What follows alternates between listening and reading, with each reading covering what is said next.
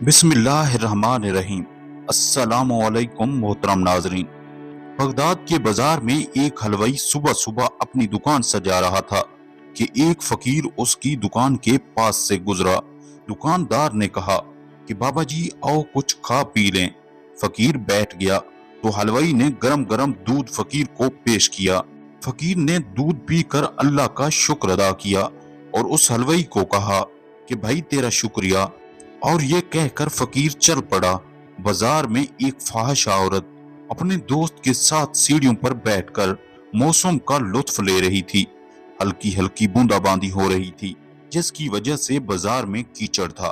फकीर अपनी मौज में बाजार से गुजर रहा था कि फकीर के चलने से एक छींटा उड़ा और फहाशा औरत के लिबास पर गिर गया। जब ये मंजर फहाशा औरत के दोस्त ने देखा तो उसे बहुत गुस्सा आया। वो उठा और फकीर के मुंह पर थप्पड़ मारा और कहा फकीर बने फिरते हो, चलने फिरने की तमीज नहीं। फकीर ने हंसकर आसमान की तरफ देखा और कहा मालिक तू भी बड़ा बेनियाज है, कहीं से दूध पिलवाता है, कहीं से थप्पड़ मरवाता है। ये कहकर फकीर आगे चल पड़ा। फहाशा औरत छत पर जा रही होती है तो उसका पांव फिसलता है और जमीन पर सर के बल गिर जाती है। उसको ऐसी शदीद चोट लगती है कि मौका पर ही फौत हो जाती है।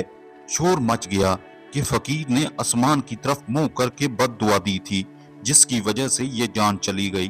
फकीर अभी बाजार के दूसरे किनारे तक नहीं पहुंच पाया था कि उस फहाशा औरत के दोस्त ने फकीर को पकड़ लिया और कहा कि बड़े फकीर बने फिरते हो, हौसला भी नहीं रखते हो। फकीर ने कहा क्या हुआ? उसने कहा कि तुमने बद्दुआ दी और औरत की जान चली गई।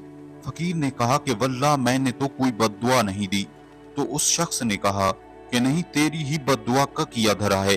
जब उसने जिद की तो फकीर ने कहा कि असल बात पूछते हो तो मैं बताता हूँ कि मैंने कोई बद्दुआ नहीं की, ये यारों यारों की लड़ाई है। लोगों ने कहा वो कैसे?